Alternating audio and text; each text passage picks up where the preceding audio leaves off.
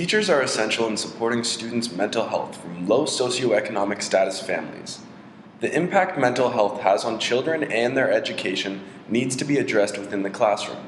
In 2007, approximately 1 in 9 Canadian children lived in poverty. Children belonging to low-income families are 3 times more likely to develop mental health disorders than children not living in poverty. Low socioeconomic status, or low SES, has been found to be associated with a higher prevalence of low self-esteem, anxiety disorders, and depression. 22% of children will be affected by anxiety in their lifetime, the majority being from low SES backgrounds. Despite the fact that depression is relatively common among youth, it often goes unrecognized and underdiagnosed. Low SES student symptoms are often viewed as a lack of caring or motivation. Therefore, the students often alienated or disregarded by teachers. It is important teachers become more aware and educated on how to support low SES students' mental health, ensuring an equitable learning experience.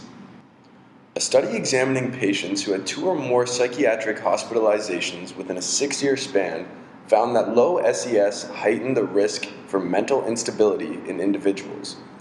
In another study, it was shown teachers on average have more negative attitudes towards low SES students in terms of their future success and academic ability. This trend continues throughout school, lowering the self-esteem and life chances of low SES students. Studies completed in 2001 and 2006 found that cortisol, which is seen as the stress hormone, was more prevalent among low SES families compared to high SES families. This leads to a higher presence of stress hormones among low SES students throughout their schooling careers. These findings correspond to the conflict perspective in sociology, which works to illuminate the stratification and inequality built into our societies through institutions of education. As literature has outlined, the cumulative stress and trauma associated with low SES negatively impacts students' mental health. The education system in Canada has not adapted throughout the years to provide equity to students from low SES families because of the stigma that has been attached and continues to be associated with mental health. This stigma has halted the emergence of programs for educators supporting students with mental health issues.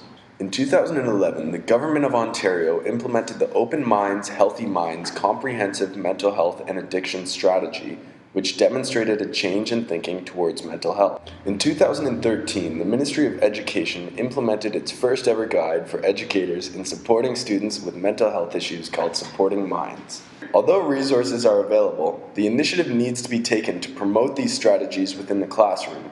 In Supporting Minds, the Ministry of Education does not directly link low SES and students' mental health.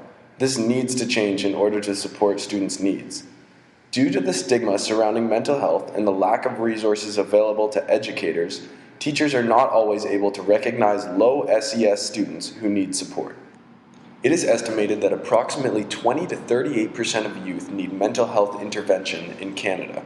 In their review of research on school-based mental health services, Rones and Hagwood concluded that children whose emotional behavior or social difficulties are not addressed have a diminished capacity to learn and benefit from the school environment. As previously stated, low SES students are at a higher risk for developing mental health issues.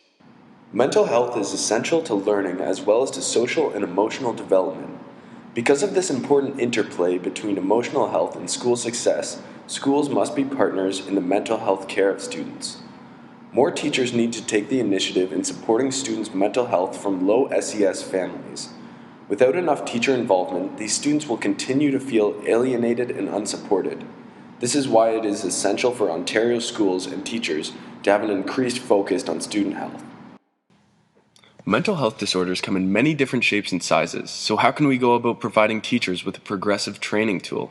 An effort must be made to end the stigma surrounding mental health disorders by normalizing them instead of setting up institutionalized barriers which segregate individuals with mental disorders.